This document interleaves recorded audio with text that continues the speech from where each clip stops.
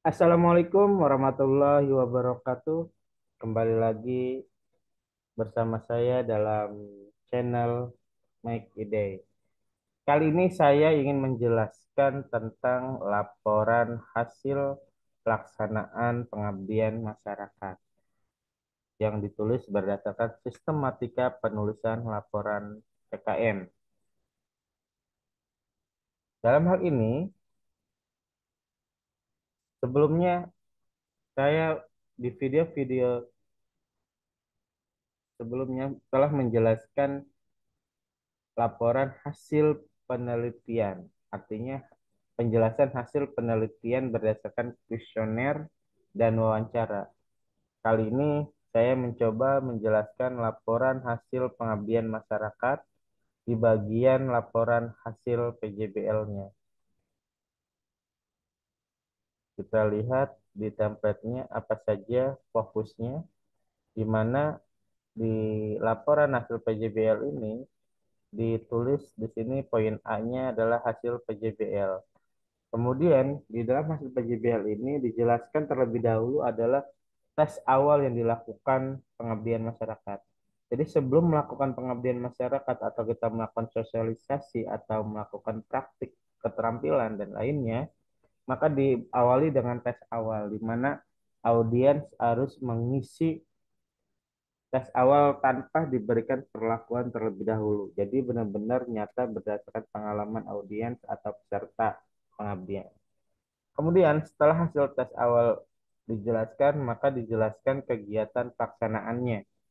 Kegiatan pelaksanaan ini tentunya melihat pada rundown kegiatannya.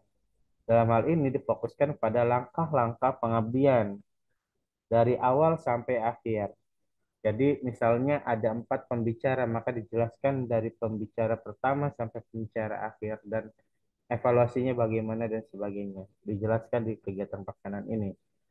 Tentunya selain menjelaskan kegiatan pelaksanaannya juga, jelaskan juga atau deskripsikan tentang situasi dan kondisi pesertanya bagaimana saat itu. Misalnya mungkin di season pertama atau di pemateri pertama audiensnya atau pesertanya belum siap karena datang terlambat atau misalnya tidak fokus dalam dalam pembelajaran dan sebagainya seperti itu. Ini adalah contoh dari situasi dan kondisi di lapangan. Jelaskan sedetail mungkin kegiatan pengabdian masyarakat ini dengan situasi dan kondisi yang memang terjadi saat itu. Kemudian, setelah itu jelaskan hasil tes akhirnya sebagai evaluasi dan refleksi. Jadi tes akhir ini berbeda dengan di kegiatan pelaksanaan. Bisa saja di kegiatan pelaksanaan itu ada latihan ya. Setelah memberikan materi, kemudian peserta itu diberikan pelatihan. Berbeda dengan tes akhir yang kita sebut dengan post test. Post test ini dilakukan setelah kegiatan selesai, di mana soal yang diberikan di pre-test dan post test ini sama, hanya mengulang dari pre-test ke post test. Bedanya adalah jika dilakukan di pre-test berarti belum dilakukan perlakuan, tetapi jika dilakukan tes ini di akhir atau kita sebut dengan post test maka sudah mengalami perlakuan seperti itu. Kemudian di poin B-nya ada pembahasan, yaitu menjelaskan hasil hasil kegiatan pengabdian masyarakat ini bagaimana, apakah hasilnya berhasil atau sukses atau bagaimanakah itu digambarkan plus dengan menjelaskan faktor pendukung dan faktor penghambat. Tentunya Pak, dalam penjelasan hasil dan faktor pendukung penghambat ini tidak luput harus didukung dengan teori para ahli dan peneliti terdahulu. Jadi di dalam pembahasannya hasil yang dicapai dalam pengabdian masyarakat itu bagaimana dan itu bisa direfleksikan dengan penelitian terdahulu atau didukung dengan teori para ahli. Begitupun dengan faktor pendukung dan penghambatnya. Nah, di dalam berbeda ini ya di dalam kegiatan pelaksanaan mungkin bisa dijelaskan kendala-kendala yang terjadi dan langkah-langkahnya. Tetapi kalau di pembahasan penjelasan mengenai faktor pendukung dan penghambatnya bagaimana. Kemudian ditariklah sebuah simpulan di poin 5 yang dimana tidak berupa angka lagi. Misalnya menjelaskan pretest dan posttest. Maka di dalam sebuah simpulan tidak lagi memberikan angka atau persentase, melainkan kata kunci saja, apakah berhasil atau tidak atau bagaimana seperti itu. Nah, untuk menjelaskan atau memaparkan penjelasan ini supaya gampang dan teman-teman mudah untuk memahaminya, kita lihat di beberapa contoh laporan pelaksanaan pengabdian pada masyarakat. Dalam hal ini, contohnya saya ambil dari judul pemanfaatan media YouTube dalam pembelajaran bahasa Indonesia bagi guru-guru SMP Muhammadiyah Cisalak. Nah, kita lihat poin 4. Ini poin 4, laporan hasil PJBL. Kita tulis. Kemudian A-nya adalah hasil PJBL. Di sini dideskripsikan dulu tes awal akan diadakan tes apa saja. Tes awal dan tes akhir. Kemudian hasil tes awalnya, ini adalah hasil tes awalnya. Ada 8 peserta yang hadir, dilakukan tes awal dengan nilai rata-rata 67,5, di mana hasil tes awal kegiatan 67,5 ini dinyatakan memang belum optimal. Hasil ini mengindikasikan tingkat pemahaman yang rendah dalam penggunaan YouTube, terutama dalam konteks pembelajaran bahasa Indonesia. Oleh karena itu, perlu dilakukan pembinaan dan pelatihan yang intensif kepada guru tersebut guna meningkatkan. Artinya, ketika tes awal ini kecil, rendah, nah berarti disinilah memang diperlukan adanya pengabdian masyarakat pada audiens atau peserta ini. Hingga berikutnya, penjelasan mengenai pelaksanaan kegiatan. Kegiatan dilakukan dengan menyampaikan materi pengantar. Jadi materi pertama di sini nih sebagai materi pengantar mengenai media YouTube sebagai alternatif pembelajaran inovatif. Nah, ini materi ini juga dijelaskan tujuannya apa sih materi ini gitu. Terus materi ini berisi tentang apa? Sebagaimana jangan lupa diberikan jika itu sebuah teori maka perlu didukung dengan teorinya ya. Dari mana sumbernya seperti itu. Kemudian para guru akan diperkenalkan dengan berbagai fitur dan fungsi YouTube dapat mendukung pembelajaran seperti video pembelajaran, kanal pendidikan dan opsi kolaborasi. Ini juga dari tulisan Suradika di artikelnya juga ada itu. Sumbernya dari Suradika. Kemudian materi ini dibawakan oleh siapa, tujuannya apa bisa dijelaskan. Kemudian materi ini dilanjutkan dengan siapa, kemudian diakhiri dengan siapa. Intinya adalah ada beberapa panel yang dilakukan dan dijelaskan gitu. Seperti halnya ini masih lanjut. Ini adalah contoh foto pelaksanaannya. Nah, di sini penjelasan situasi dan kondisi. Menunjuk para guru, guru di sini adalah pesertanya ya, peserta kegiatan pengabdian masyarakat. Menunjukkan sikap antusias dan minat yang tinggi. Ini situasi dan kondisi yang positif. Jadi nanti akan ada situasi dan kondisi yang positif dan negatif. Kita jelaskan yang positif dulu.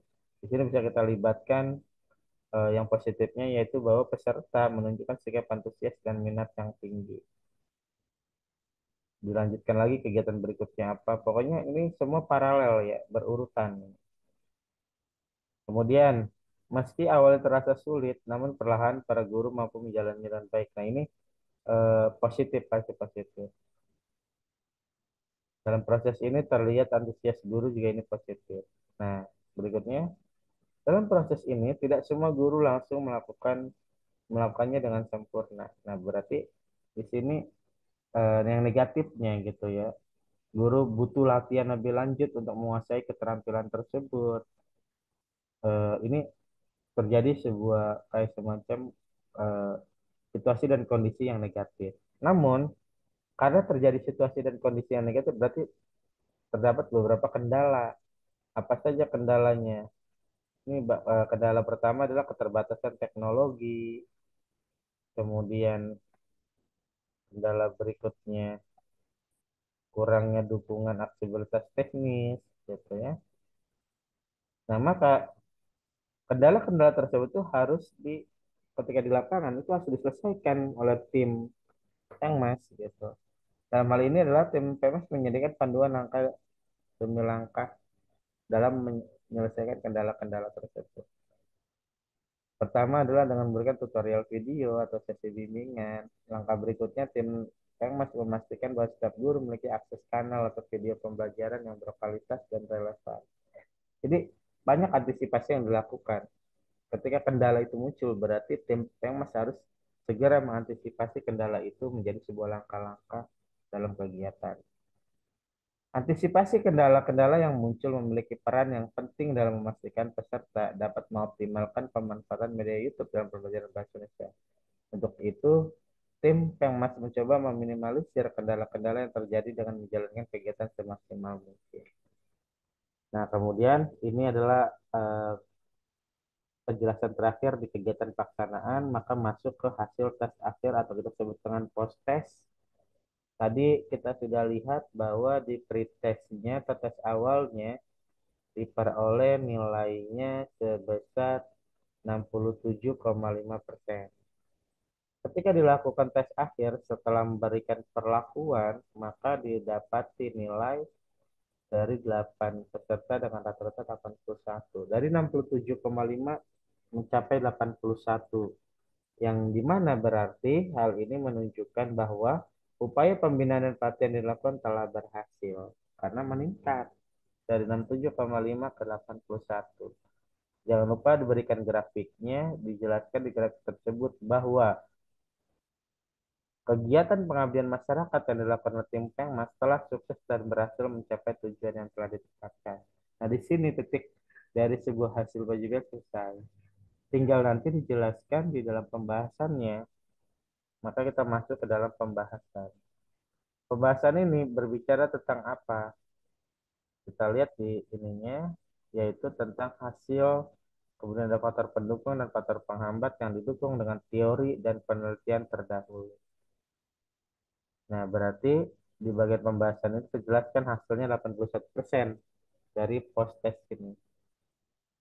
Ya, dari ini, 81. Dijelaskan bahwa menunjukkan apa ini, pemahaman yang sangat baik terkait pemanfaatan YouTube dalam pembelajaran bahasa. Kemudian diperjelas dengan penelitian terdahulu. Ini Pengmas yang sebelumnya nih ya, sudah dilakukan oleh Wedawati. Terus hasil ini menunjukkan adanya peningkatan pemahaman materi setelah diberikan video YouTube. Ini sama-sama nih. Setelah diberikan video YouTube, paham bagaimana menggunakan YouTube dalam pembelajaran bahasa Indonesia.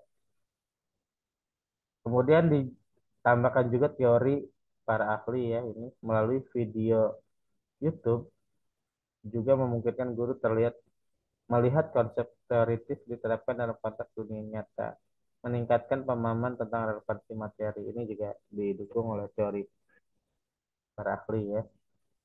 Kemudian ini juga ada dari Baihaqi, kemudian ini juga ada dari Wahidar. Kemudian di sini ada faktor pendukung karena tadi memang di eh, template-nya diminta menjelaskan faktor pendukung dan penghambat. Ya. Dijelaskan faktor pendukungnya apa? Ini penjelasannya. Tingginya komitmen. Nah, ini adalah eh, faktor pendukungnya yang diperjelas juga oleh Mardijal dan Jalinus tahun 2023. Kemudian faktor penghambatnya apa saja? Ini faktor penghambatnya yaitu keterbatasan akses internet di sekolah. Dikemukakan oleh Suradi juga dan Latifa juga ini ya. Faktor penghambat lainnya keterbatasan daya finansial juga dijelaskan oleh Suradika juga dan Sari dan Misbah. Nah, seperti itu. Ini faktor penghambat, kemudian ada faktor pendukung. Kemudian masuk ke poin berikutnya, yaitu simpulan. Simpulan tidak lagi berbentuk persentase atau angka, tetapi harus ada kata kuncinya. Kata kunci di sini adalah keberhasilan atau kesuksesan. Bahwa tim Pengmas berhasil mengadakan pelatihan pemanfaatan YouTube dalam pembelajaran bahasa di SMP Muhammad Idris Salafi dengan tingkat keberhasilan sangat baik. Kenapa sangat baik? Karena tadi nilainya 81 gitu. Nah, dijelaskan maksudnya bagaimana dengan sangat baik gitu.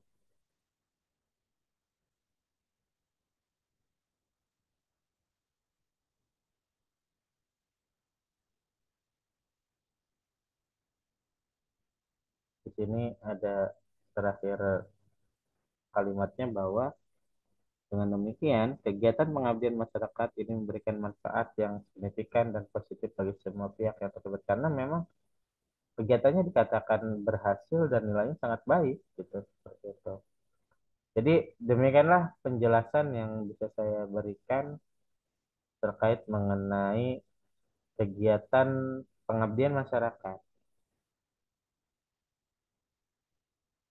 yang dilakukan di SMP Muhammadiyah Cisalak ini. Semoga penjelasan ini bermanfaat dan nantikan video-video selanjutnya. Terima kasih. Sampai bertemu kembali. Wassalamualaikum warahmatullahi wabarakatuh.